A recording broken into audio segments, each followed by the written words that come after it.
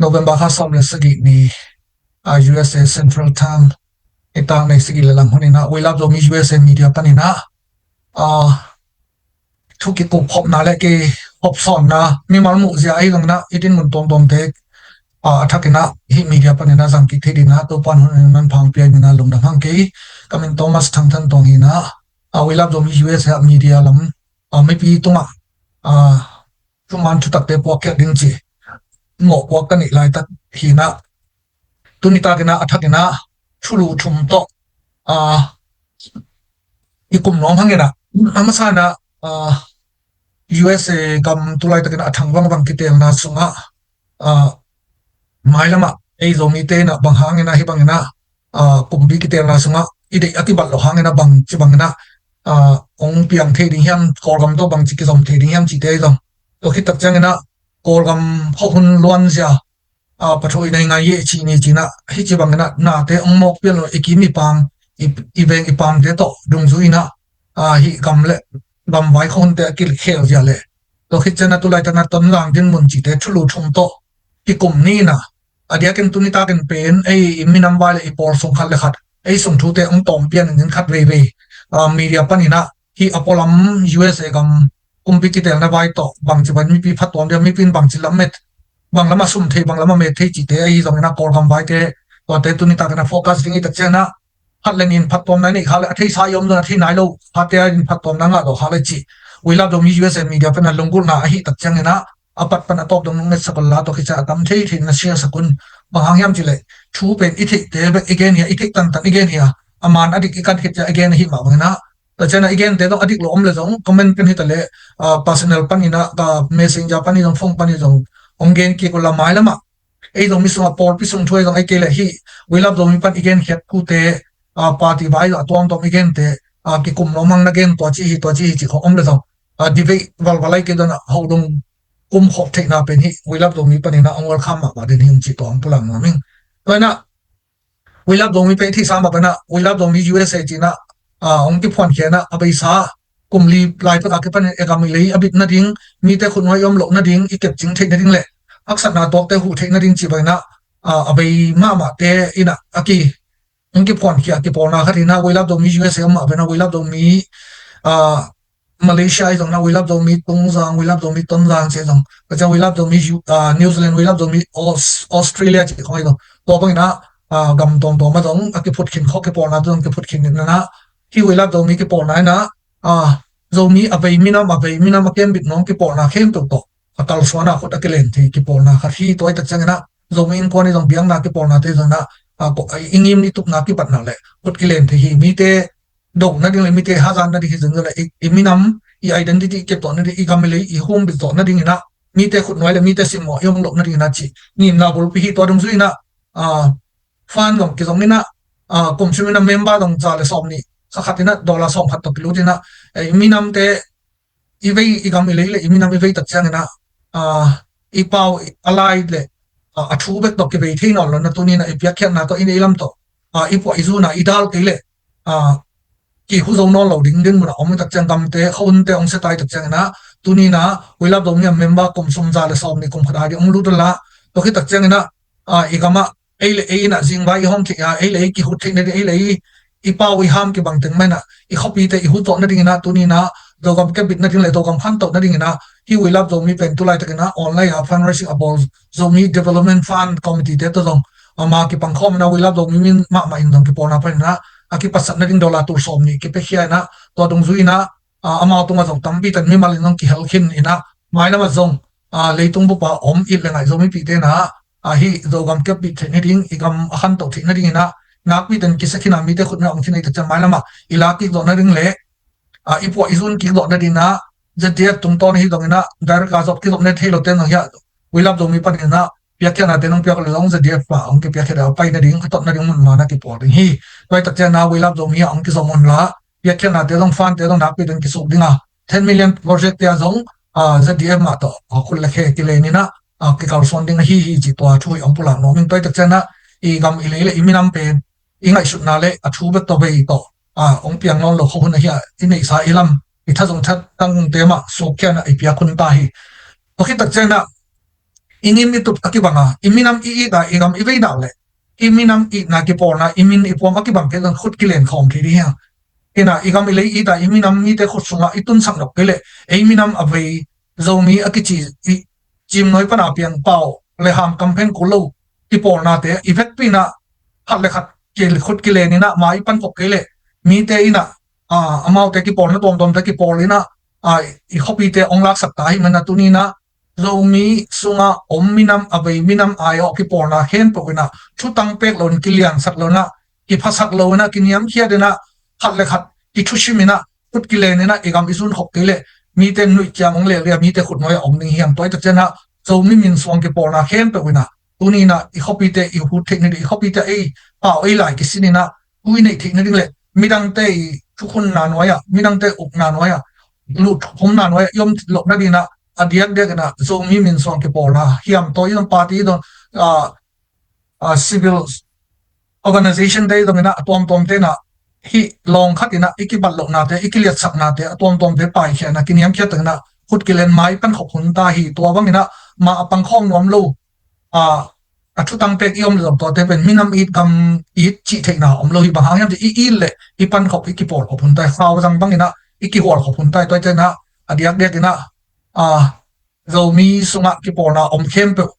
tunina long khata dingina ilang lam te na I hopi imun imol te onglo lo na dina ki pum khat na ding iki liat sak na te iki thuni sang na te hiamina iki bat na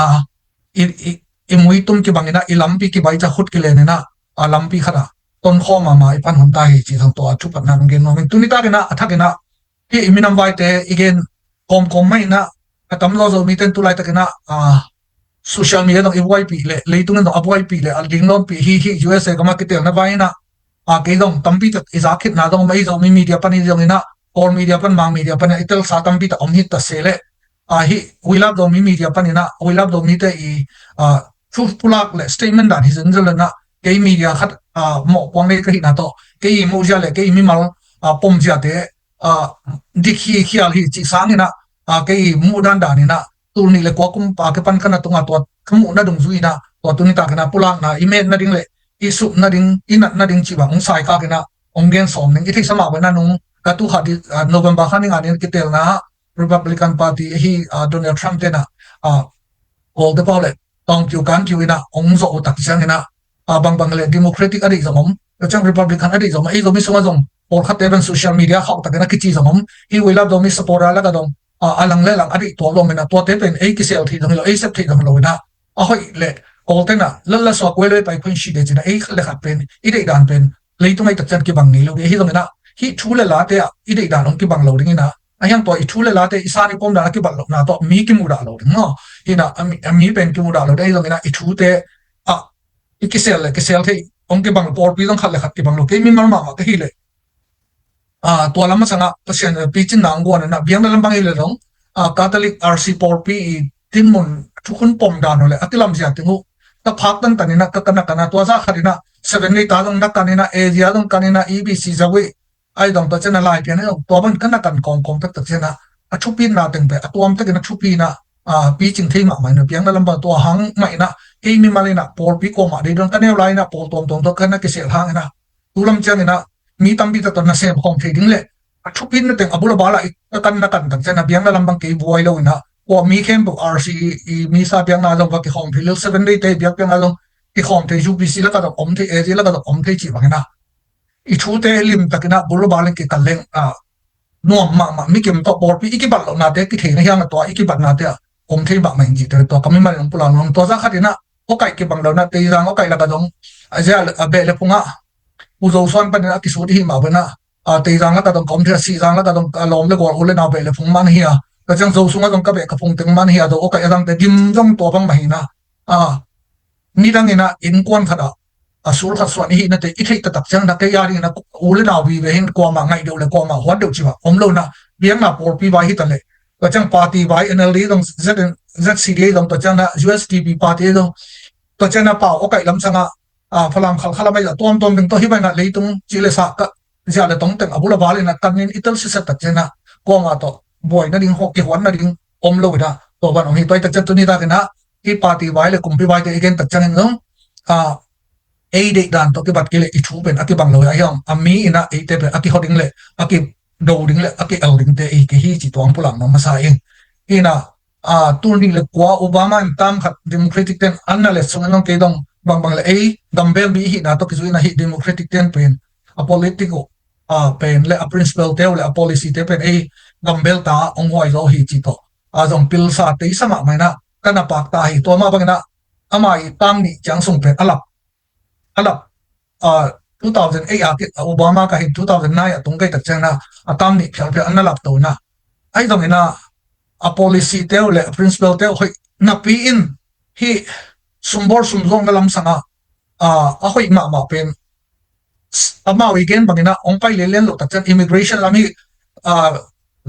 gambel te ong it ong ve na te thupi ma na pi nei dong na sumbor sumzong na te phat to ngai na sen te hi ding za sa na kis awal zo ina hi Obama huna ke panina hi USA kama company atam zo sen kama man tom no khadal hi ni tha tom no to wachialina wakito ina amet ding sum le pai met ding chilam to teng nong hi tak chang na asa bai lo na atam zo nong thei khini na hi USA kama Obama ang sep sungina sum ngoi chi phong po mu inflation leก็จังฮี unemployment rate เป็นกะจิตของไก่นะเกมีมาร์มาจาก unemployment หวังนี้ตัวคิดตัดจังนะเล็กทำแล้วนะอินบิลโลวิลเปียงนั่นเององอมโลนั่นเสพตรงเรื่องตรงไอ้สร้างนะตัวร้านนะ illegal แต่ทำตัวจีบังนะอักษรนะทำปีตัดองอมตัวเป็นฮีนั่นเสพซุ่มรัวซุ่มโพงนั่นลำตัวคิดตัดจังนะไอ้เปียงนั่นละมาตัวไอ้คริสเตียนขัดไอ้ฮีนั่นแหละฮีไอ้ USA กำลังมาตรงคริสเตียนอุปนาโตอินก็โดยวิทรัสจิมาโตสมตัวอากิพุทธขี้ไอ้ฮีจะขัดนะอันนั้นเห็นปุ๊บก็เสียงทุ่มมาตกกิลมเลยกิลมที่นับปีน่ะที่โอบามาเนี่ยตั้งมีองค์เล็กสุดนะไอ้คริสต์มาสจีดิ้งMerry Christmas ลงน้ำบอร์จีดิ้งแต่เขาหนูตัวมองเห็นนะตัวจังสังนี่นะTen Commandments นี่นะ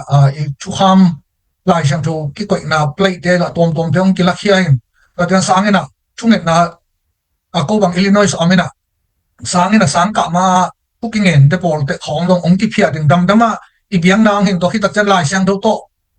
อากิเอลพวงมาหินูเลนูปาเลปาไว้เจ้าบังตรงตุนยาพอถึงกำบังดำเลยเอลพอร์ตของตรงตัวบันนูไม่เปลี่ยนภาษากิริดันเราจะทบนาริงจีของเตอิมิดมัวองตานะตัวที่ตัดอิมิดมัวมาไปนะตัวบันนูไม่เปลี่ยนภาษาเป็นกิริดันเราริงลายเสียงตัวเป็นตัวอธิหางไอเกล USA Constitution เป็นตัวอธิหางนะไอกิริดันนะเรานะhuman right ขัดเลยขัดอีงาดิงอีไรคนยี่เป็นนุ่มเลยภาษาที่บางเหตุของตัวที่ตัวเจ้านุ่มเตะกี่มอร์นะภาษาเตะนุ่มลงสิมันในภาษาเตะอามาภาษาท่าแต่ฟักที่เฮลที่ดีจีของตัวเป็นฮิ liberal ลำอเล็กเตะ democratic เตะองค์ฮิตเจ้าละเกณฑ์เตะน้ำโมกันนะที่โอบามาตามนี่อเล็กสมัยตัวบางเตะองค์ก็อินะตัวเล็กตัว2016 to 2020our party เต็มตัวเนี่ยทรัมป์องค์เล็กอีกตัวเจ้านะดัชมันเนี่ยตรงอีวันมันเตะตัวจังเงินเซนเตอองกางนะตัวนั่นเสพองนัวมินะก็มา unemployment rate องคิมอินะไอ้เลยสุ่มกิจงเทกินะนักหน่วมเทกับที่หินะปีนะตัว2020 to 2024จูไบเดนต้องกับตัดเจนบังจีดินมุนะองค์กี่เข้มจีเลยเกี่ยบังตรงองเงินมาเป็นชูกงที่จะหอบสัตตัดเจนะอดีตเนี่ยก็มิดหมู่ก็ตัวเส้นทุเทมากงหอบก็จีมาเป็นที่โกมนะบังDonald Trump in 2020 jangjang bang koma biang na sanga adia na hiya Catholic private sang te ba aka sang na bang te ki ka sa kholo 2020 jangjang mo tu ni la som ni jangjang ba ai dong na to Joe Biden ong ka ki tak chen na Roman Catholic lam te bang na hi pi sanga pen na chi ba thu la ki ngen non lo Christian to ibiang na bai to ki sai hen to ki hem hiya na to lo hi nei na hoi lo lam teองค์ทัพยาโดอบัตตัดจันอามาอัตาเตเป็นสุมเบย์ไปเบย์ปีนะตัวนี้ละสอมนี่แหละตัวนี้ละสอมตัวจังจักกิตาเลยนะกลุ่มพิสางเนี่ยนะอีอุณาวRC เบียงนะสุดท้ายเป็นอามาปอพิสางแต่สุมไปตั้งนะอากาศเป็นตั้มปีตั้มมินมัวฮิอิลลินอยส์สเตทชิคาโกฮวมบังอมตั้มหอกฮิไปตัดจันนะกลุ่มปีเตเป็นที่บางนะโซมีเตนะตัวไรตะกินตรงกิซาบินเป็นนะกิโกเลกิซาปีบอลนี่เซนเซลเลยนะบางเงินโซมีเตนะRepublican Party เตะTrump ต้องเอาเตะต้องบางทีเดียยินที่เขาโลเนลอินคงดับเขาโลนับปีนตัวเล่กอร์กำคุณเชื่อทางที่ Democratic Liberal ลำเตะอเล็กลำเตะทุกคนนะตัวต้อง hi gam thum na tampi ta ki tung jong thei ma hang ai dana ikimi kyanga hi bangena game te nan asawai lo na itate to ra na nu le tu pa le pa long sim ong nei din to te a phal ring din muna ke bang a om ding le ngai sun zo nai lo ina to be tham lo na hi bangena immigration lam hi chi at ki khile hang ama hi democratic lam te na hi Mexico le anwai lama Venezuela chi khong hi South America lama Peru chi khong tom tom ama wi be te kam teng pana illegal te ongan nu tak changa hitanga area na se phaksa na tulai takena por khatte na ei zo mi so azon por khatte million na so stock market te dona ai ke business to real estate to chiba aswak yom hangena atam lo pen company na sem dei ta chana gam gi khengena hibangena illegal te hi igam to lampana onglu to chang Mexico gam bekelo na gam to lampana na Mexico gam gi pan onglu tak chan area na se phaksa Malaysia om ngei ten Malaysia om tak chana osong te ke china illegal Indonesia pan khonga work permit to lo te na sum tom no to ma lum kim lelina ahi ta ta thi den sum tom no to mi chali na se apyang ma ba hi ta na do hi USA kama adia da hi ko democratic te governor te omna democratic state te banga chele hi bangena illegal te tambi tak company angom tak changena mo na nei lalom lom hollo legal ta ka sem social to sem por khatte pen ki lay up ina lo ban ama illegal te chun chi ba am tak changena ibang in imit mo ongom ke tak changena bang bang le athui na immigration lam to te na dingena liberal te democratic te hoi lok sang hangena bang bang le kol gampan chang mali pan chai pan India pan imi pi sapi unaw lai gu jom te inui pa te ngam thun na ong tun ding te ma ina to bang principal le policy ane compete aka ring pen de ma ai jong ina itena ita te na ngon kumpi sana lungmon na om no lo phial khada piang na thu teng khet tu ki hem khena leitung nu le nu pa le pa i de dan na om lo pasia ne na ong bola ke ba nu me le pasal ki lamdan takena ong bol lim le ba atom te ka ong bol hina pina hi bang ina a liberal cha ina tulai pa le ki de dan na om loading lai sang thun to chi hang ai ke le American Constitution in to chi hang na ei tu hun jat ki to chi the hi chi lam to mel bol lama ongom tak chena to te ki pataw na to le sum le pa ya dong van man te ai dong ta chang gas man te atom tom te le unemployment rate te ong changina ka chana ngui chi phong phoi mo ong khan tak changina le biang na thu hi bang na tom tom te yet ka tak chena ukum ki te na hi our party te pen ke mi mar ma man dong ni dang na democratic for support hina pina ito kha som le nga tang tu kana phut to na democratic ten au ko tam thum le republican ten au ko tam hat chin na tung to ni na hi teng tung to ni na i te tak chang na de na chi ba man isang ng RC or pi ten ngon ni na kum pi sanga ta te ko ngam non sum le pai hak sa pi kana por pi sang te private sa ko ngau pe hi bang hang hi chi teng imu tak chang na to hang na zo mi te na hi republican party pe ba bang le tha pe zo hi number khat na biang na vai to number ni na sum nam pai zon na bang chi ya na ngom ki sa do to chang na i social living style social ilumu yinun ta na te dong hi republican te ma kai dan pe lai sang thu to la ki to ke na bang bang le sum le pai dong zon na ngom do hi tak chana ai sum hi company chana asem lai te arina lem zo chi na to ba atam non to de khai ke tam chi khat to ni ta ke na tem democratic ta dong selwa hi chi hi ton ke ai do na gam ni na pan na ong pai ding te adiak de na hi to 2020 pana 2024 ke kala jong hi democratic te hu chunga jong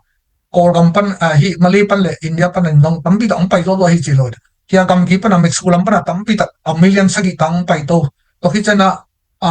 immigrant ala ko resettlement apyak te jong atam lo hi Middle East lam pan khong na tam lo na ai mali le thai khong pana India khong pana te jong to da pia aloma ta ong lu chi jong om khol lo na kor gam boy hu ha ben bel NGO to ke wi tui zero por khatte na sum pia na hon khat zali zanga tang thai pan na hotel pan ong lu por khat bel om chi lo sha to ban ana atang lo jang to lo na atam lo Middle East pan tam zo lu thi chi to pe ti sak sa tek to ong to ni na to ong gen be no to hina ai zo mi te hi le hi bang ina ai khel the ko hinol lan tun Republican party te na ong war zo hi phot phot ai chana ai lam pan ina bang hi thi ding om hiam chi le ingai sun na Malay pan angak te dong India ti New Delhi pan angak te Nepal pan hi dong na Thai pan pachang kolom pan in kon samning te hi le elam pan ihan cham ti thu pen tu lai ta na hang thap mi pen mi siam mi te na hi from the administration group te ama executive board te to lobby lama han chamina ei zo mi min to dong neu khani chin group chi to dong neu khani na akor gam bu pina atulai takena hi Trump administration te pen bang chi bang na lobby lam panina chin kat ding hiam mai the ding hiam chi te zong leng hang pen hi Republican te le Donald Trump a policy immigration te lo illegal te puak ding a chi chi dang pen ei Asia gam khong te ong chi hi zan zal ama te lo pen hi South America countries teng tolam pana teng aguk lut teng illegal teng ade lo hi na khang đối tế bảo là cả dòng này ngào in phỏng đó chỉ bảo bên tua tế hang ấy đăng tiếng năng on bây giờ Trump y hun sung bằng 25,000 chỉ ngào tua cùng hạt ala được akep paset tambi ta akep mà bằng na aman bên tua chỉ ra mà ala hi na tua tế bên hang na hi USA gam to lama legal tế gam gi kan ta na ong tế agon no mana en awa thok lo hi na tua tế om lo na ding na ei te na tu na ngai ngan ji along lo na ma ten hi Trump administration te NGO te dong ai kele agent khat pe chin ka tina mai tina bang hele lobby ha tina hi South America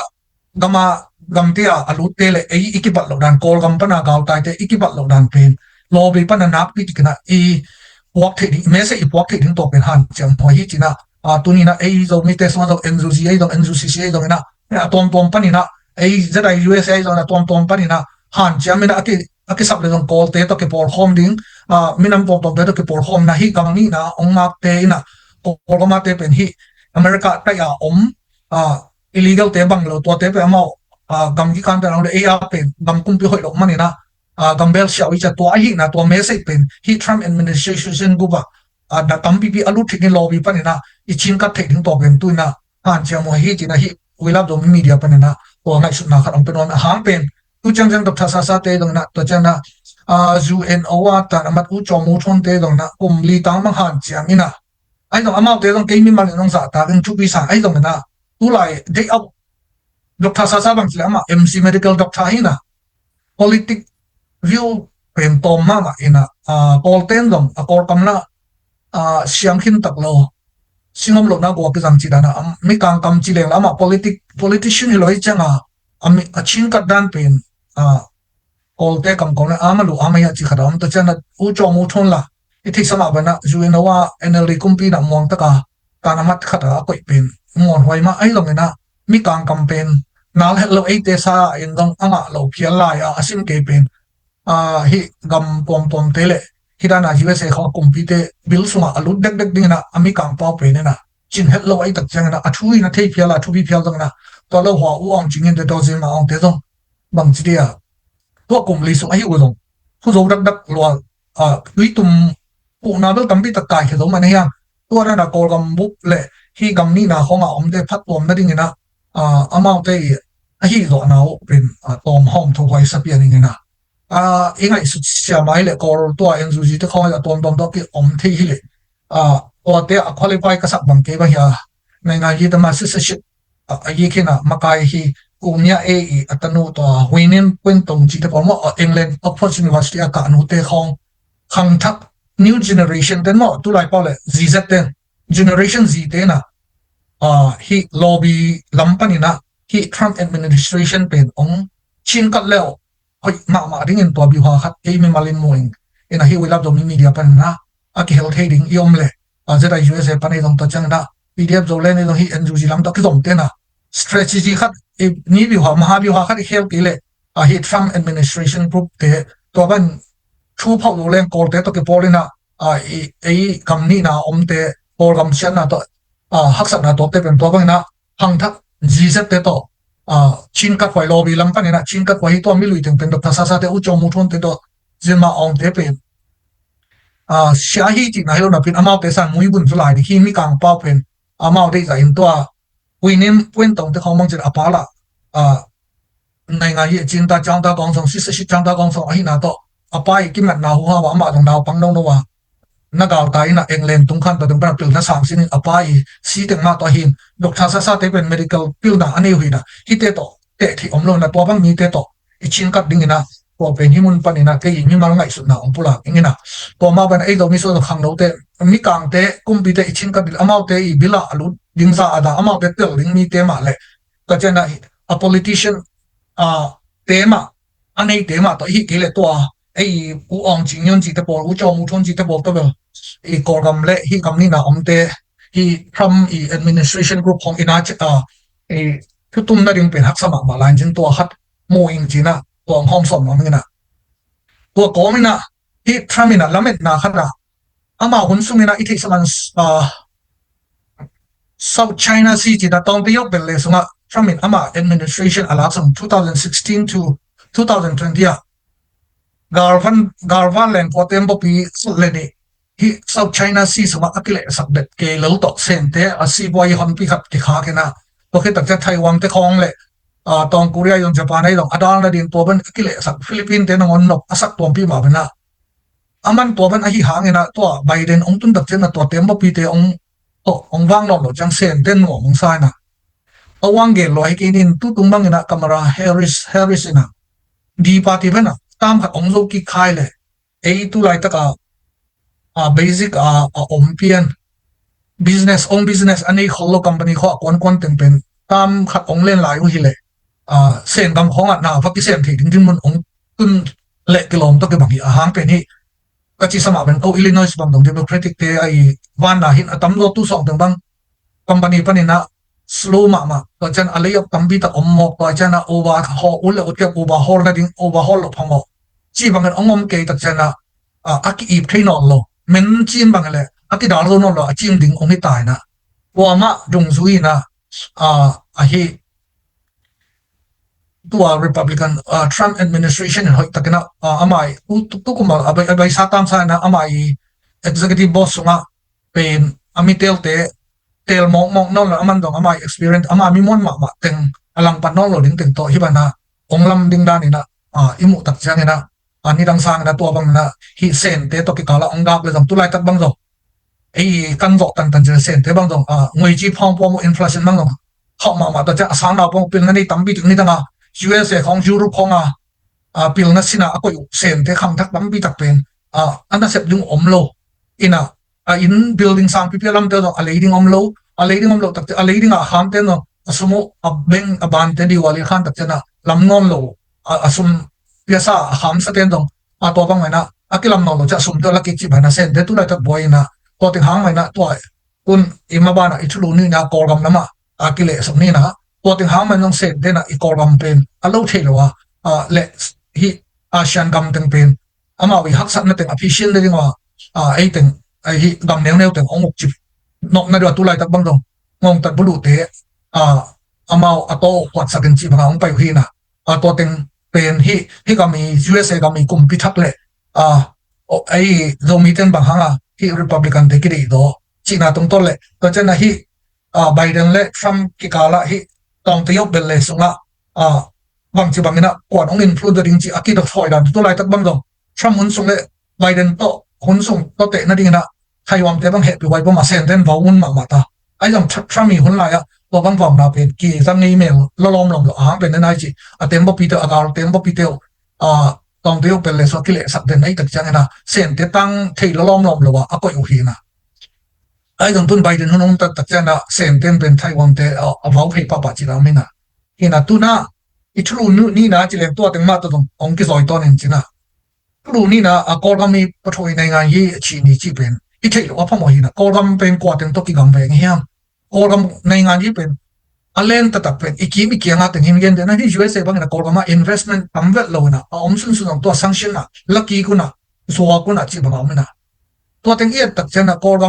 gam hun ki kheng na a thu pi ma gam lian pen sen gam le India gam na om na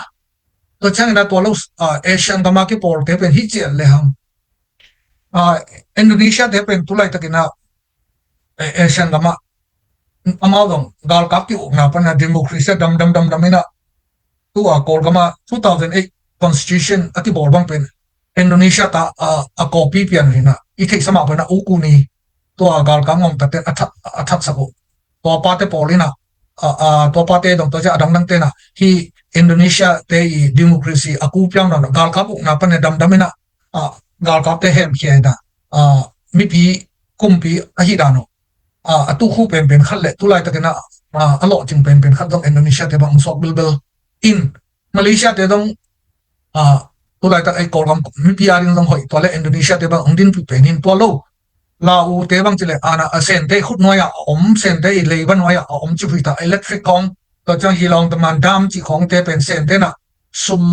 ame tampi pi apasen tampi pi leiton bol na mau lo zo no lo cha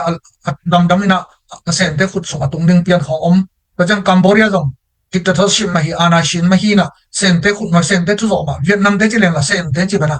to ma ban thai dong sen te I si voi bo na sum bo na noi ma obin na democracy yang thai bang dong I zak teng ma I gam veng hi na akum pi teo ama ashi ba yin te ba ba yin aset te ben sim mo thai lo ding kaya kan wi si kan no kan chi pyang ni na lai to dong kam pa to dong ama te so ka thai lo ding sim mo thai na te yo thai lo ding chi khong hi na thai dong a democracy abat hang ni dang ina British te da tom hi USA khong to anak ki Porsche man aki una ta ka amao ana shin ma to anak aki nai zo hian atam zo kolgam iveng le iki por pi to asian ichi dak dak teng sama zo atam zo pe ana shin dan bi ve tak cha to lai takina hi noi u to lang hi ite sa ina ong lo chin zo zo lo na zong tua ichi pathoi nei nga hi chi ni I background el le ha sen de la communist mo kana un a phokha yom lai dam tu ni le som le nga le tu ni le som ni ki kala NLD ina da Aung San Suu Kyi ina onguk tak chang ina sen te I leiba teng a hi thei da lo ina laking no la ama wa te pen 4%ของอเมริกาลากินตัวจะใครเจ้าผิวจีนเอาใส่การจีของแต่ตอนแรกตะบาว่าดันมวยอโปนาว่าเละโปรเจกต์ตัวแต่เป็นเส้นเด็กยังมันอามาอุติงสิงหุ่นลายเละการช่วยแต่หุ่นลายซุ่มอะไรตัวแค่ผมไปตั้มโตจะลีมอ4%ตัวอะไรตัวอยู่นะตู้ตั้มปีตรงนี้ตู้ตัวเชียนตัวเห็นโลกนะตัวเต็งตังอิสวามันผ่าแต่ตะบาว่าดันมวยแต่อาลาวหินะดาวองซันสุจีเจนะปิลองปิลมาไงนะnama Dr. Sasa in again World Bank chi kaba ban pana lale 1% of amet tunglo na kwai 0 point something to amet lai tak cha dong san su chin to ba ong hi tak changa I kol kama leiba tampi ta ong phatom lo sen te leiba dong tampi ta kilo zo chi bang na om hi na I chin ok na na kol te kol kam ong chi kam neu te le kam lian te India kam lo sha to bang ina ana shin kam vi le ong ben Singapore zong ama asipoi lam asyam ma men ki ong nata ka amao dong democracy chi hangena the party sanit pian dan khat ma ong sok ve na Malaysia dong ni dang na to bang ve ai tu lai takina ni dang sang ko te om lai sang ki hong zu chi to bang tem to kam veng kam kim to ki kam veng I ta cha in veng te na gon in zo ong mo zap lo ma mai ta cha I dei zai na hi nui to lan ji le ai democracy te I hak sat na pen to adiak dia kana sen te na hi ban amao chon na khap ong sak tak chang le hi USA khong ina to ban ong gak tak chang na amao anak thik na ding pe hi Asian ngam te na sum ame tampi pe tak to sum le to ding project boarding dam ji long to man te boarding electric project te boarding to teng pan ina ong lo tak chang en to company pen teng ding na ai khut na so sak ding chi hi na tu nai ma in dong egal kap ngong tak pulu pa Yunnan pi ne pai lai tak no sen te nei sa kol kam sunga ama investment a company ken bu pe a chingning na security company chi mo security agent chi mo security group hat sen de na ama wi company ten security aladi na ko ding hi mo ke na to te na ama te len na pi sung to kol kam mun ong la leo a jan dei zo lo na boy na khat pe bu pe le ai sa lo nge ko chi mai ke thangan ta bang khada kulin kam ei ong si le mi tu ding ja lam pi amei hun bang khada bang lo khat hi le hang to ASEAN security gal kap te khong khat hi ei to lang hi ta hi long na ta chang minam gal kap te khat va su kha hi den le to pa lo ma to Russia den na Ukraine khong ava teng jaw jaw da na sen den ong teng hi le dong ei akitam thei ding hi ton lo to hi chana a kol gal kam ngom tak te ma man do achi na ding thei lo achi mo lo to tak changa sen te pen amai lo wa apiang thei no lo to ki kala si boy dong nai ngan ye dong hi dana pathoi nai ngai chi ba bana ini tum na lagam om ei zo ni te bai le hi chin state ni tum na gama India dong atak tak na to mu riong ka lai chang ina ama dong มูดีเป็นปิลินเตนะเฮียอามาดงดิโมแครติกเอ็นอาจีในงานก็จะหางนะตุลาตักBJP ปาร์ตี้ไปด้านนองที่ดิกตาตอร์ชิพเปียนมาอาณาชินเปียนด้านมาองค์ศกเวเวนะฮินดูที่กอลมาบาตายจิมาเตตอกิบังเป็นนะฮินดูสงยาฮินดูบาตาจีซุยปาร์ตี้ด้านขัดองค์ศกกันนะตัวติงหางอามาดงอามาองค์วอร์ดรู้สึกอะไรตรงอามาเลยนะเซนละมาเอเซนตัวละนี่ดังของกำเกียกิโดดูเป็นตัวเตองเขียมนะกิโดงอลโลนะยังเซนเตอเดมนาตัวกาลกับกุมปิงองตัดเตบังตัวอายิงกเต็มบ่ของอลุยของแบบไปมองกันต่อตัวกอลมังบอยตัดจังนะกาลวันของจวกเพย์เจ้านะตัวจังกาลดันซีมันกันเซนเตอเดมเนี่ยตัวละมาลำปีขัดองเจ้านะตัวจังฮีอินเดียPrime Minister มูดีเป็นตัวไปคิโลรัสเซียเตตัวละว่ามากิเลมเลว USA กุมปีตัวละเลมินะองมาองจินีนะตัวบ้าเป็นยุโรปของเราต้องไปถึงก้อยๆนะตัวบางถึงตัวมันจะอินเดียเป็นนี่ตั้งนะเลยตัว กำเฮาสอมนาของออมเป็นตุนนาของบริติชของ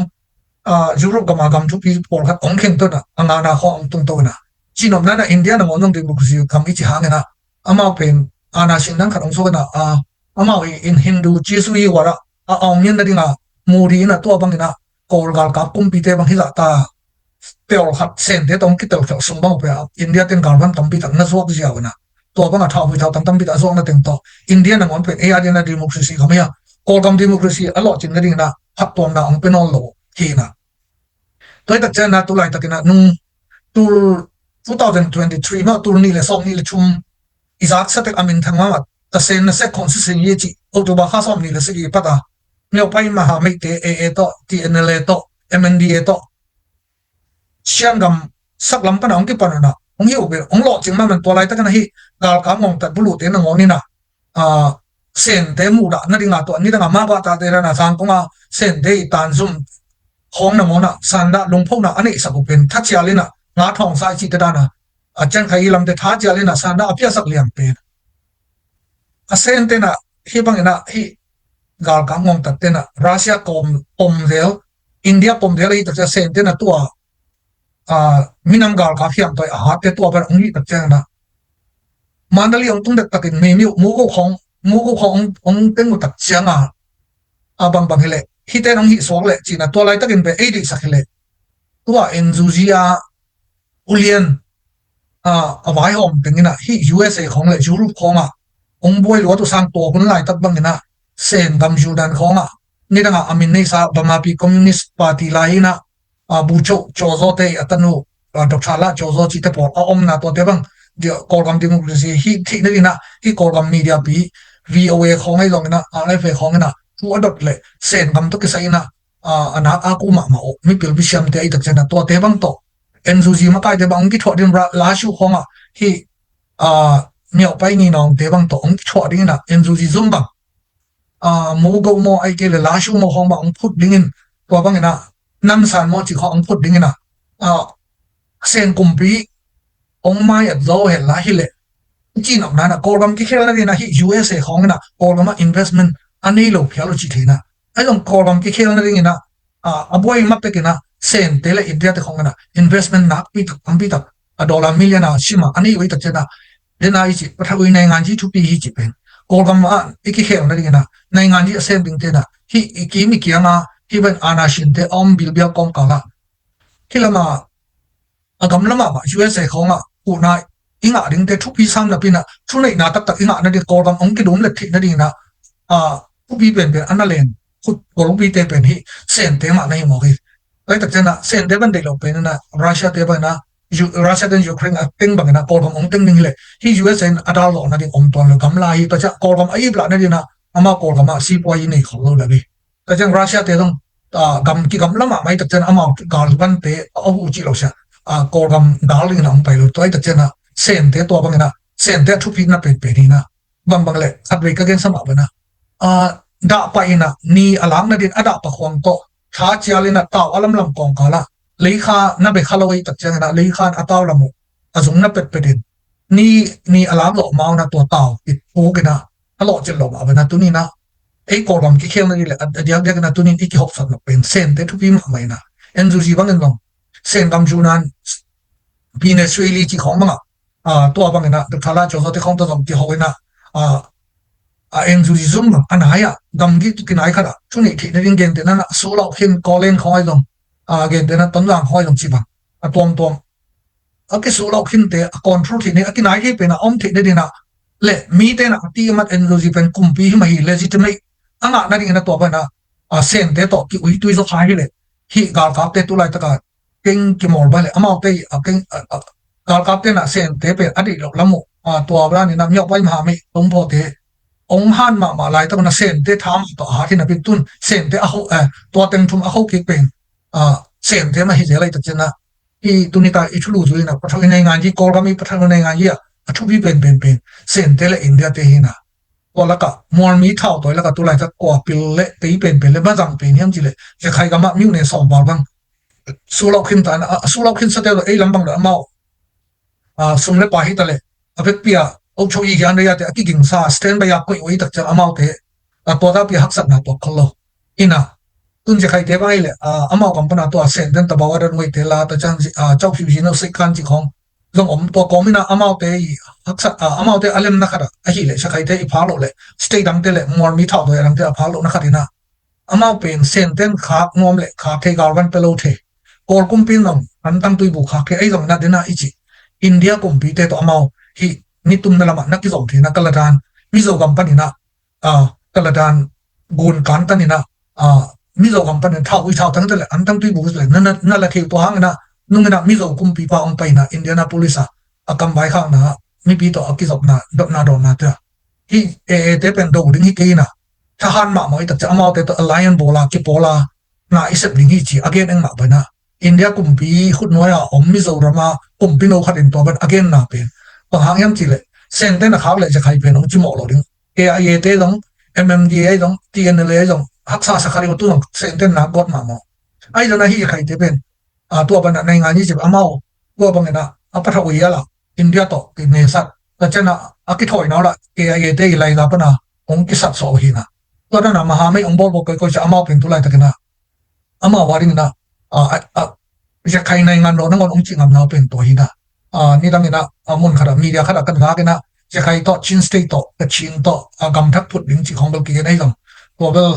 เกนเต้นเพียงที่ดิ้งเกนในตัดจันเกนเบลเพียงที่กันแต่จิเกนิ่งได้ยังนะตัวซานะจะใครเต้นอาเมาแล้วมาว่าไอ้ของตัวเก็บโบลากำทักซาดาสุ่มทักโบลเลยกี่องค์ทักโบลเลยconstitution โบลเลยชินต่อรักใครต่อโอร์กำซังกำทักขัดพุดลิงจิเบลก็เสียนินเสียน้องเลยเสียนไอ้ตัวซานะฮีก็จะใครเต้บ้างนะamal le amal je khai nei ngan do ni da ani ngiu aput thik ne ding ma amal ari na to ban amakai teo ina akimor da no le kena kong chi pathoi nei ngan ji za siam ma mo hi khai te ete ta ma mai NGO te ba long ni dang takina hi USA kam lama ho nangen ding le hi USA computer akidil ling hon khat om ma bang na ho mu hilo suili khoma to bang ina om mu hi le hi sen kumpi pen or gal kap kumpi te tol khat tel khial na gal kap te nang tel ngong tak te nang tel khial ina sen te mu da na ding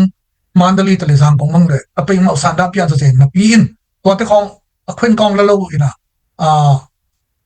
a om mani na amawi dei sateng adal sak thei ding na hayu sal lai tak cha hi ko man to suma na lut man loi tak cha na hi to ngong tak uk na bulu te to hi bang na ato ong khot king na pen to hangi ina athuina ka ching op na na thui nei nga ni na tu pi ma me ikim kya nga ko te ilom ding ko te igal ding chi te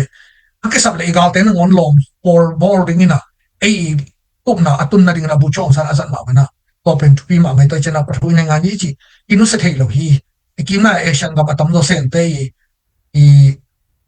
oda no ya amao I influence no ya om kin hi ina India da mon dong ana shin ma ina Hindu te batin no ma sa na Muslim te le in fala ei mi biakin ki hau te to khit tak chang na in ki hau te pen India na mon dong democracy pha khen a ki le hang na to bang na dictatorship muta Hindu muta wari te I so yak te ma kai na ma hi be na amao to bang na lai san na gol bang in chima wa bang in pil wa ko bang in pil na gol bang in chia mi gi na gol bang pil chi ba za khade na India kum pa mu ri bang to ran a ki mo hi na to te to teng again tak chang na pra oi na nga yi chi ni thu pi hi USA kam lama to bang na hi USA administration te hi ding le zo generation z te a pe na hi to kum som na bal khin ham hin te hi sa atang jang zo te pen or ga mari tale ta chang zo mi te ari tale khat pe po to ba na isat hun ta hi china tuni ta na huilap zo mi panina ani thuni na to hom son no ning to teng tel le ha ei zo mi so ma na ma generation z ten no idin mun na ipan mun la na ding te pau siam ke sap nang ta pau siam ta chang nei ngan hi tun ta sa sa pen medical hin medical lam siam ding hi ai long politic pen thei til ke lo hi a thu gen teng nong ata al thu pia ke ban atang tung khat jong om lo a ba han jaman ama politician ni lo piang thei lo ding thu te hon khat gen kham bo gen to sang na dena ka chi bang na hi kumia e atano winen point tong chi ta por doctor sa sa mun na om le phu zo zo ma ding hi mo ya england te british parliament kho jong thu again kin khat na hi na again za te lo ama hi pian pi nge apa hi si san pan lo hi politic pen aman so pi ta chana or ma hi tale e zo mi su tale he bang na generation z de ama din mun na e koi kha ding pen to na tu pi ma hi top na ri na tu thum na ton ngang din mon chi na ton ngang din mun gen tak chana sensitive lo dong na ngai sun ke la tu a hi adik man gen ko ma shan na le ko ma gina lo na te gen ke ni na tấm năng bên tulai ta kana chilen council te khut noya a om so hi ina to chilen council to people hiam toy som le gyat pen ei minam gal kap zetale eastern communina mi thala ki kimlo sum thala ki kimlo gal van thala ki kimlo mana ki on hi na ai dong na to on ni chi ta chen to zetale te na ssc din pi le de hi chi le ti zop na mi ki por hi chi nam pen tu chang chang again del ma bana a om lo hi om hi cha zetale le ssc ki por chi teng pen so big mahina satan to ki por hi le zo to te hi na dina chilen council amaka hi cnf te na kol te paule mai ta ina eile eyo kido na ding le igam I hopi te amao chilen council no atun the ade mano kol ngia nong zamana to teng to ssc le zetale te ki por chin ei do mi te la ni da ka thuken dong na yulo lo a re chi ba bana ei te pen mi khem sa omen ei unaw khat kam phen akulo eile ei khat ki geleng ki om na so wi china eile ei cha ki phasak ma men mi chang ala nok sama mai na tu lai ta kana iu naw sung boy na do hi cnf te na ka para ke pa na ei ong ki tan man ko ngiam to zera le tel ssc te ki por mok china ni ran amau nca o ong min te hun lai na aki por ngi let mat ngin chai nca lu dina tambi tak dola kho anek hinu hi na aki por lo lam thei na pin tu ni dong chilen media chilen jane khong slide that ni te khong pasien thu tak tuyam ni pi di siala pasien kan ma bo kan boy ba kan pasien ba chi sam to kun na piu na zo phok le loi ina phong ngamu nai nga ji ta mau chang bel e to mau zo phok bel amau thok ding na pin ai lo amau thok mai na e unaw ting na ton ngang khopi khong chilen council te all te pa ba ma be pyo ra ma yung ne tui pyo ra yung ma kim le pa ma thu te kala na hi si san ke bat pi pe chi zo na pi na e a pen I unaw lai guzum te pen kimel mai na ka le cha ken kim muang lo na ki lon hia tinga kor kam to I ho pi ding te khong ina zra le ssc ki poli cha koi tanga bang ting thu to ki por the ding ham chi slai then ni te kon thei ma dr sui khal te kon thei dr lian mung kon ten thei ma ding na pi na ong khem te te en pen to pen up bai sa no mo ke ban mi de pan ki por loi kong cha na min up hak sa ai lo na tu na hi ton na pen mo mong thang son ke dong ka sang ka pi hi ama mi malin it kan ge da sang ka pi bolong siam ama siam nai le bolong siam na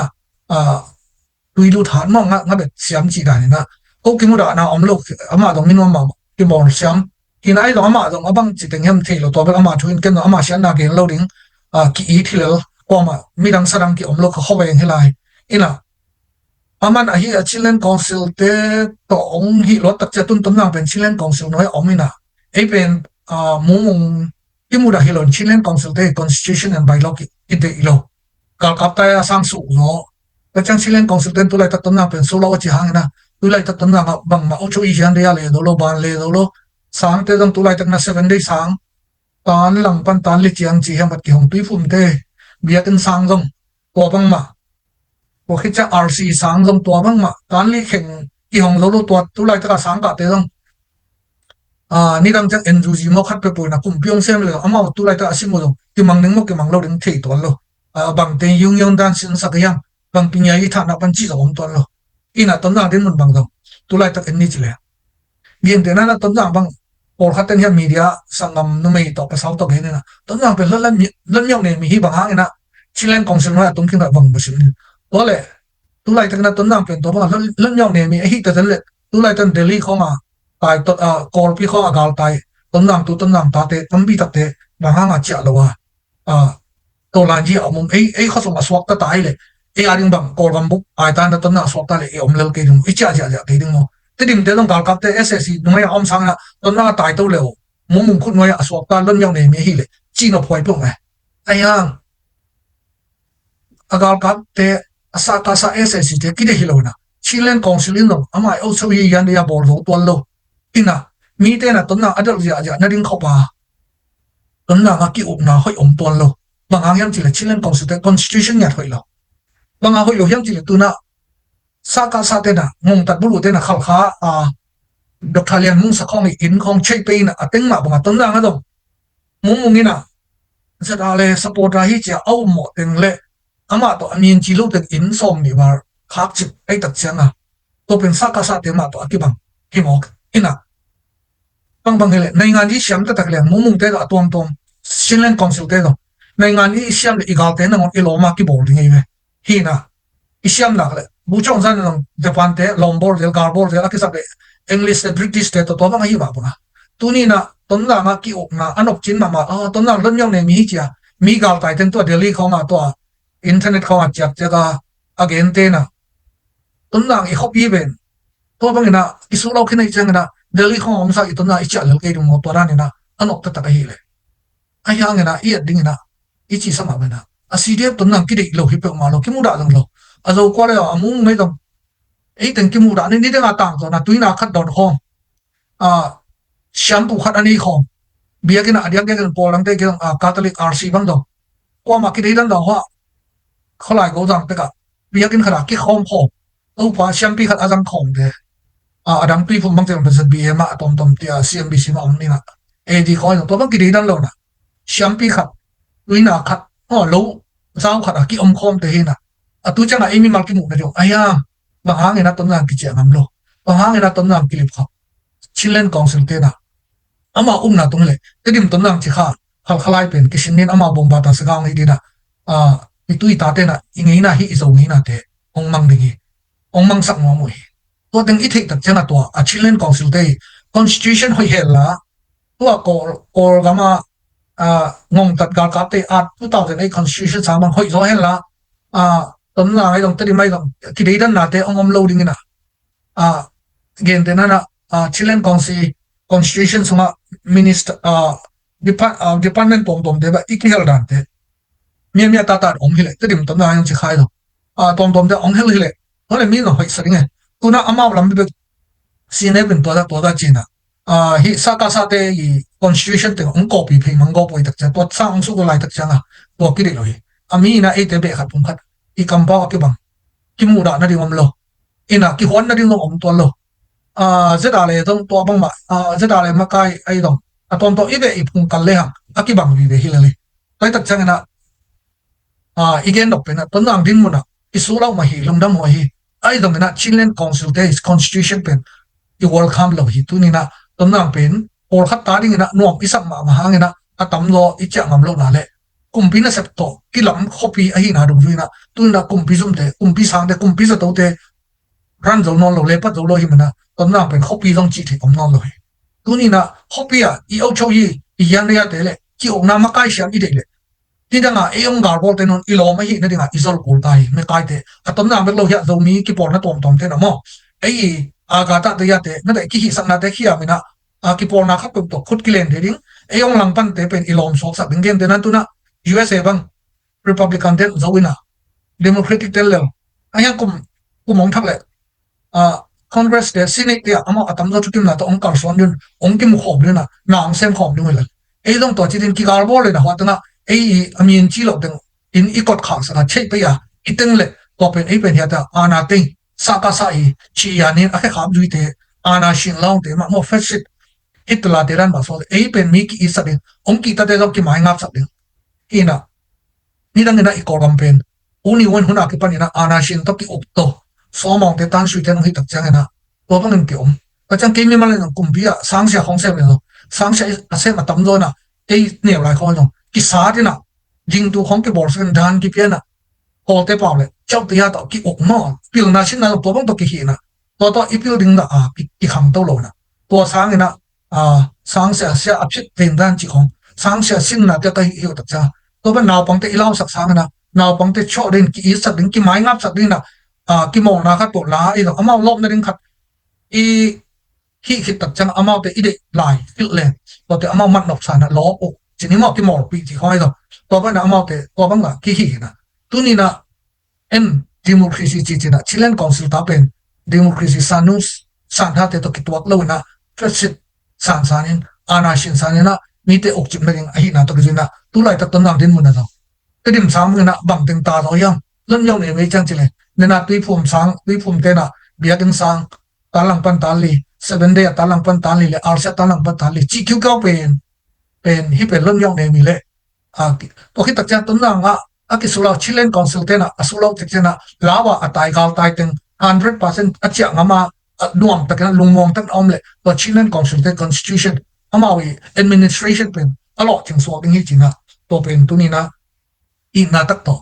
hilai tak ong vai kham nong ton na nga kwa ma simle do wai do tom tom ki dan lo bun ga mi kwa ma kumpina sente ong teng na hotor so teng to biang na de na ka chi ma na adiang de kina katalik por bi bang biang kin khara ki khom siam pi jang khom tui nào dong akin khom wa zo pi lam pan in lo gam te sing hau te lo dau te to bang na ko ma ki dan na om lo na mal ko lai dong zo ko lai dong thang kai ko lai dong to bang na aki hi na ami mala ki buda la yang tu ni na pa hangin ton na ki zon king am lo pa hangin ton na nga ton na pen lon yong ne mi ha na ei copy na ki jam te lo yang chi le chilen council te na a constitutional la ai zo lo ngong tat bulu te om la ya sang ki hong zo te ban ki hong zo te sa to ki hong zo te chilen council in to mo na asa thu a ocho yi yan de ya le do lo ngong tat bulu te ilaw ma bang iki tan ma bang na tu lai ta ke na ton na nga dong chilen council ocho yi yan de ya alen te pen ki ta ki law lai ta chen ton na pen tu lai ta hopi chi the ding ngam chi mi malin chil lo khari hi sumbu te nom chil lo khari hi kumpi asem chilen council ten la to bang ina ba nei dong chum tom kama du mai yo ai ke le sa do te hong zo nai lo ta chen tu lai ta ton na pen hopi din mun akisum ma hi tu lai ta ko ma ton na hopi chi na ding na mi malin dong chil lo dia nei le lam dong chil lo ringa kumpi zum te na chin na le to hang na ami ki tham ai lo amu ko ten lu kene mugu pima lugu kene chi ran na tuna ele akimu ra hidan lo na hi chilen council te constitution akisang do lo hi chi ko teng ongen no mangena maila ma dong hi we love do mi USA panina a hi theila na a hi e binam song chim noi pana piang pu zo son teng bang hangena sim te lo te to tim te to ki chi lo don lo na ki lem the de le zong khat sul khat pana piang hi na te su khom lai ding yang tuni na hang thak khang lo tam pi te amao te amao khan sa chen no emotion focus na to sim te to tim te chi na ko teng pen ama sang ina pu zo suan ana bol lo gi ge be le phung ke kaleng tam pi tam ning pen sangam mel man ki ko tun social media tam pi tam ke mi mal ma dong u gen pu chi mo pu zo gen pu chi ma tam pi dak leng dong na tom the na kalim bor han jamu sa he pi hoi sa pe me ke la on mo lo phamo sa lo ta in man bi ka ji ka ta na on mo lo ko pe ama he pi hoi na ma na ma ipi chin no be ke por na te no gen de na zo mi moment ai hi lo ka chang se PCC dong za le Eastern Common we love dong mi zo mi women power za DF ai lo PDF zo le ni dong na azrem jo dong iki por na CDF ton na CDMC ni dong ki por na te ten lim le bang ani ni passion thu ta ki ja he ba na bol na te fake account te pen is at like ai pen passion oi kai ki ke lo mo passion ta te lo satan sila te hi iki por na lim le bang ani thi ni ba na fake account to ki do lo ding fake account to lobby sem lo ding ke bang ki thei lo PDF zo len ma kai te to dong ki mi mal ho thei ki mi mal ho ngei dong ki thei ki mi mal thei lo be le phung la hi ki thei lo to chana adang tom zung ki to hi man na igam ile ikep to e ki por na om tang pen i lampi ki bang i tup na ki balle khut ki len thi khut ikle the ki le to khut ki len nom lo ki por na pen zo mi lam pang igam ile ai lo amao i phat tom na ding to ko gam kum pi ngong ta te bang te hi na biang ngai dong dina ka gen bang ad i hi na i tui pu mi hi na i RC hi na i EBC hi na 7 hi na te akibat lo hang i bulpia i tun na ding van tung nam ki banga i chu zui lai sha thona tam ta thoi ding la ki ding ong hi lai ta chana e ding ki pola na ding thuom pe ma na paw le okay adong tu pan hello na te dim ton lang chi kha kamu kham pat kor jang su kha e ding pen khang bui ki bang se da ingai na ke bai paw ha tom khat be kilam na yang kor kam dang lo ki campaign ku lo kam ki sang thei tingi tak che to teng pen ikipol la na ding om loi ai dong dena ka chi bak e pen ikianga mi nam dang te ong hot thona umin ei unaw sung ki gen na te pen ki lon ki sa pina ilang pan ei de abat ke le gar mu ina ngane matu nga yan tu china tun ma alai ama to akibang lo hya ku mya e ichi chi te pol khom manina thonga kyat pen tun ton na dong chilen council na tua a chei pe teng khong le mi tua bang na a in te a teng sak teng pen ama la i lan sin asmi nei gi na ade lo le to pa i sa mi ate ma la lian mong sa khong te khong ateng ma ba tun ton na lo kiteng mo kai te to be e pen pasyan thu to la ki to le to democracy san no san da to la ki to lo hi na e zomis ki por na sung zomi por pi te so long to om thei mi me ke da kai tak chen e to ki to lo te i ga hi pa lo hi le to ide ide ki bang ni lo ni i por pi ki bang lo i ki bang lo na te gen se ding hi lo da i ki pat na pasyan khat bia itun na ding wan tung kama i address itun na ding i address bia ki bang hilal ina to teng thei le rc te i mi sa so dong om mo na ding om lo khu ma din la de dong lo ha satari ni abiak bia na pia 7 day sabat ni apia te kya lo ma ki khop la na ding vali khop na ding om ki kyo lo acha az por pia alam adiang te la ka dong pasyan min phara vali khop na ding om tuan lo achang adai ma ebc por bi te dong pasyan thu wangai la na ding om tuan lo mun ke puwa i na i bul pi thei sam len tu ni na ei india gam lama te dong kor gam lama te dong he usa atom toma yom na ke bat akibat lo ha na i be te kam ta len pu zo pan in kham ki sim thei na mi te wa chin do ba ki chi mok ding lo na i kham ki sim thei i ngei na i mo la ke mo khak te ki bang i yu ya wa song i ngei na pon te ni te diaw te pon lai san pon te ki bang ei akibang bibi ki bang lo na ki gar lo na sangam mel mana mi te hot thong i ki bat lo bi te ka va to ka in va mai atina ei unaw pi cũng khát sắc khát thế to là cái gạo bông nằm sim thế đâu thế tu thế điểm thế tu và cái chi hay hay na qua từng bên cái cổ na thế khiêm ni na cũng như ta cái na thì chúc hộp na quay lại đồng media thang bây giờ luôn là mai lắm dòng tàu ni na hi USA công ty cái tiền na sama bằng hàng in dòng mi thế na Republican Party Donald Trump adi na pen biang na wai lai sang do to ki tor kha hi ta chana USA kama om dòng mi thế pen por khat million na percent to ka million na le business ong na so ke na nom ten om do sang atam do company sem te na iban na sep nom na illegal te na ina sep na te ong swan lo na nom ta na ibil te te do na I kamile izun ki thing na dina ama khan chet ong pe thei dina I democratic te I tam sunga unemployment rate te ka ina inflation te ka den hi tak chana hi republican te ke mai ngap do ai ki khatam chi ko khi chana e christian ina to jong sang te ani da na sang ka ma shalina chu working en te pen democracy te hun ang ki phet kin mo ka to chana chu kham som 10 commandments si te mor song da ne na sang na ki koi te ki hem ke ta mo kai tak chana bang mang le I tai naw te ei khama I bang mi I phak ei dong na hi ta naw te na hi gam tum na pil na siam na ting kam ta thoi na te ong la le chi a un ma mau te zong mi te hi manina hi republican tha pe te na wa honong ki hel khari hi chi to khi chana leitung lumo I social nan ta na do lai sang tho I de hel lo naw phian na te dong to khi chan nu le nu pa le pa ki hop sak na te phal na te to chana christmas te to chan thok ki po Easter Sunday te ke pan to te pen hi democratic lam te na dam damang phian na te le Obama te na pille te ta ka hi muslim te vai te ongkon kon na te tom hi kom na khong ni dang ina ezi biakin agolma ma hoi ma te ka tun chilo te bang sa bo na muslim te ong lei chi bang khong hi democratic state ka ching om teng to ko teng isai ka tak chena o zo mi te na to USA kite kompi kite na tong ton na republican te di long na hi hang khan chi na I mi mar mu na kom hop sat na kite ke ding ke chi na to I ko pulang na to za ka na kol gam tak abula ba le ong kilum le zonen thoi nei nga yi chi ni chi kol gam I veng I pam teng le lu ja to ke to ke na ni so na la mam te ni tum na ra ma om te to cha I veng I pam ashana gam neu te sen ong mok chin na te pe to te hing walina Russia te USA te na kol gam ki kheng na di na fu ong nei zo lo de cha kol gam tu ong aki kheng na hi sen te pe bang che bang na ai sa lo nge kin zo la NUG dong NUG che dong na bang che bang na mit phial ke lak thei ding hi tal ka ngom tat te na tu lai ta na kai zo do mo ko ama san appeal zo sham do te to cha na hi Trump administration kum liong hi chang na aman immigration achi amu da ma pen hi USA gam to la ma gam te gam zong te pana gam khan ta ong lut te ngai ta cha na hi Asia gam le Middle East khonga gal tai te ong lak thei na ding na tu lai ta ka izat zat hi imi bil siam te dong za tang ma ai lo amau te sang na generation z te hi to ko mya e tan u te por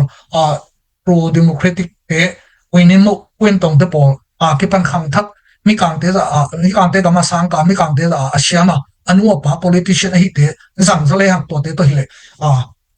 hi Trump administration ni kale to chana sen kama dena kongge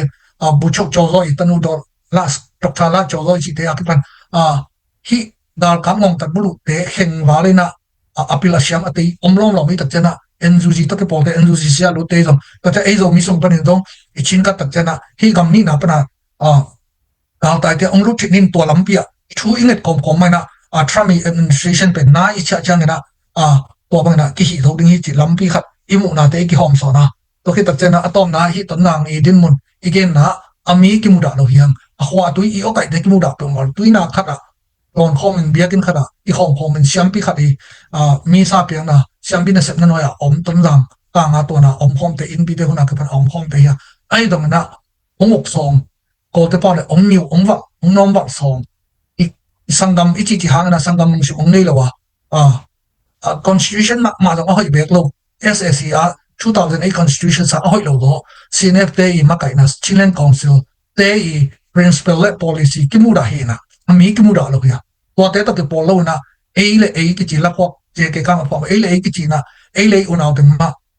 khat pum khat in om le hang i sian na ding sangam mel ma ga le sa ki ni na ding season nai san ki so na ding thu pe ma om lo hi be khat pum khat yang to Chilean council la ong chim non te pen be ble phung dong na ni me lo phang dong tam su the lo te